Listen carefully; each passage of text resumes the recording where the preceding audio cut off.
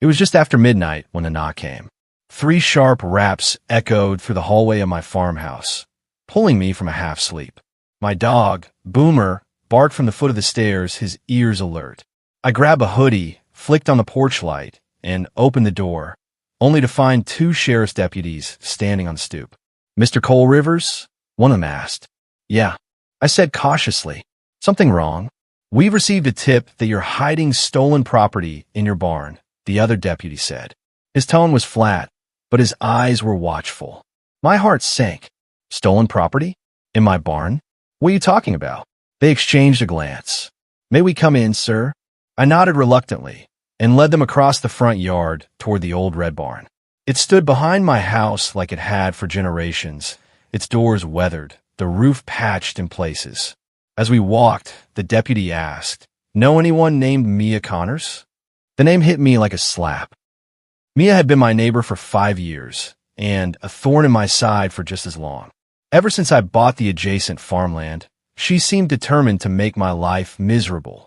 Noise complaints, zoning challenges, fake animal welfare calls, you name it. But accusing me of hiding stolen property? That was a new low.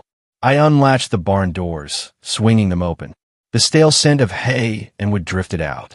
Inside, just tools, hay bales, and an old ATV sat untouched. I flipped on the lights. "Feel free to look," I muttered.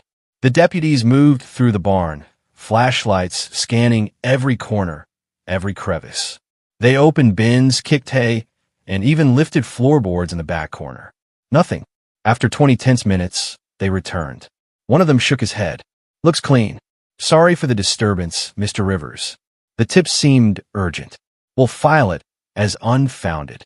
I watched as they walked back to their cruiser. My hands were still clenched when I turned back toward the house.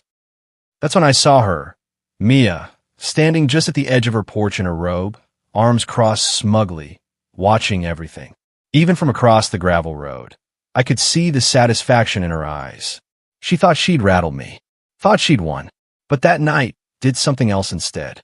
It made me curious. Why go through all this trouble now? And what exactly did she think was in my barn? I didn't know it yet, but Mia was hiding something far worse than I could have imagined, and it was about to unravel faster than she could lie her way out. The next morning, I headed into town for some fencing supplies, but my mind wasn't on the work. As I loaded lumber into my truck at Miller's Hardware, I caught the tail end of a conversation between 2 older men near the counter. They say it was stolen equipment. Off the DeWitt job site, one of them muttered, "Yeah, the new contractor's pissed. Said half the tools went missing last week." I froze. DeWitt Construction had been working on that new road expansion 2 towns over. Big project. A lot of cash flow. Expensive machinery. Someone had stolen it. And someone tipped the cops to look in my barn? I couldn't let this go. Not when my name was being dragged through the mud. When I got home, I pulled up the old trail cams I'd installed around the property last fall, mostly for coyotes and trespassers. I hadn't checked them in months, but something told me it was time. I grabbed the memory cards and plugged them into my laptop. Most of the footage was uneventful. Just deer, wind, and the occasional raccoon. But then, 2 nights earlier, something strange appeared. A pair of headlights. At 3:42 a.m., a vehicle pulled up the dirt path behind my barn. The camera caught a blurry figure stepping out and peering around with a flashlight. I couldn't make out a face, but the vehicle was familiar, a black Jeep with a busted right taillight. And I knew someone who drove that exact car. Mia. She had parked behind the barn on my land at nearly 4 a.m., the day before she called the cops. Boomer growled low, sensing my unease. I scratched behind his ears and stared at the screen. This wasn't about some petty neighbor war anymore. She was trying to frame me. And the timing? Perfectly lined up with the DeWitt theft. I needed to talk to someone who'd know more. I called my cousin Danny, who used to work part-time security for DeWitt. He picked up after 2 rings. "Hey, Cole. Long time, what's up? You hear about that stolen equipment from the road site?" "Yeah, it's a mess. Generators, jackhammers, even one of their survey drones went missing. They think it was an inside job." Inside job? That stuck with me. "Mia, ever do any contract work with DeWitt?" There was a pause. "Mia con notice. Actually, she rented one of her backlots to DeWitt for temporary storage." "Why?" I stared out the window at her house across the road, because it was starting to look like Mia's little tip to the police wasn't just petty revenge. It was a cover-up. I spent the rest of that evening going through everything I knew about Mia Connors. I wasn't one for gossip, but the more I thought about her sudden hostility in recent months, the clearer something became. She was unraveling. Her landscaping business had gone quiet. Deliveries to her house had increased. And now I knew she'd been leasing land to DeWitt Construction, the same company that got hit by a theft just days before she called the cops on me. I took a chance and drove over to my friend Cassie's place. She worked in town at the county office and had access to land leases and permits. Cassie was sharp, and thankfully, she owed me a favor. When I explained the situation, she narrowed her eyes. "You're saying Mia tried to frame you to cover for herself?" "I'm saying it's possible," I replied. "And if I'm right, I need something to prove she's involved." She tapped her keyboard, her long nails clacking. A moment later, a list popped up. "Yep," she said. "Looks like Mia leased Lot 7B to DeWitt 4 months ago. But here's the weird thing. They canceled the agreement last week. Abruptly. No warning. What reason did they give?" Cassie squinted at the screen. "Non-compliance with security protocol. Looks like DeWitt's internal report noted irregular movement and unknown access after hours. That was it. Mia had something stashed there, maybe before DeWitt pulled out. Or maybe she moved it afterward. Either way, the stolen goods had to go somewhere. And maybe that's why she wanted eyes on my barn, to shift suspicion away from wherever she really hid it." I thanked Cassie and made my way home, more convinced than ever that Mia had something to hide. That night, I positioned a spare trail cam facing her side of the property. I didn't want to trespass, but her tool shed was visible from the tree line that marked our boundary. If anything shady went down, the camera would catch it. Boomer and I stayed up on the porch, watching the lights flicker from her window. At about 11:40 p.m., her back door creaked open. She stepped out in boots and a coat, carrying a flashlight. I watched as she crept toward her shed, looking over her shoulder before sliding open the door. What she didn't know was that my camera had night vision. It caught everything, and what she pulled out from under that tarp. A DeWitt construction drone, the exact model shown in the local news coverage. I took screenshots, labeled them with a timestamp, and saved them to a secure folder. My heart raced, not out of fear, but out of sheer disbelief. She hadn't just lied. She planted evidence, called the cops on me, and had actual stolen equipment hidden on her own property. It was time to stop watching and start exposing. By the next morning, I had the evidence organized. 3 screenshots of Mia with the stolen DeWitt drone, the original footage file from the trail cam, the timestamp from her midnight visit to my barn, and the canceled lease report Cassie had emailed me from the county office. It was more than enough to raise suspicion, and maybe enough to get a warrant. I called Sheriff Jacobs directly. He was a no-nonsense guy I'd known for years, ever since we played on the same high school baseball team. "You got 5 minutes?" I asked. "For you always." "What's going on, Cole?" I explained everything, calmly, clearly, step by step.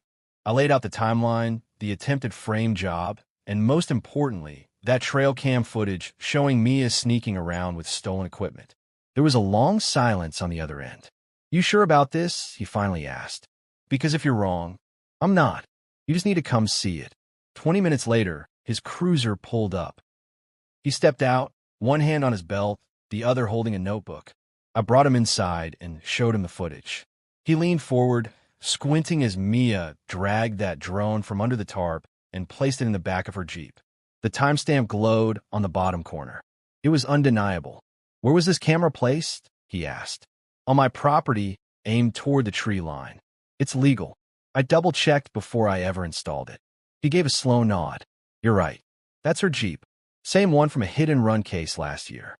Broken taillight never got fixed." I raised an eyebrow. "Hit-and-run. Never had enough evidence. Looks like Mia's luck is finally running out." He stood up, eyes sharp now. "You said this started after she accused you of hiding something in your barn?" "Yep. That tip-off was her attempt to throw you off her trail. She must have moved the rest of the stolen gear somewhere else, but she kept the drone at home." Jacobs closed his notebook. "I'll need a copy of that footage. And if you're right, We'll have probable cause for a search. As he left, I watched him walk across the road to Mia's house. I couldn't hear what was said, but I saw the door open and Mia standing there, suddenly pale as a ghost. 2 more deputies pulled up minutes later. They didn't knock this time. They walked straight to the shed.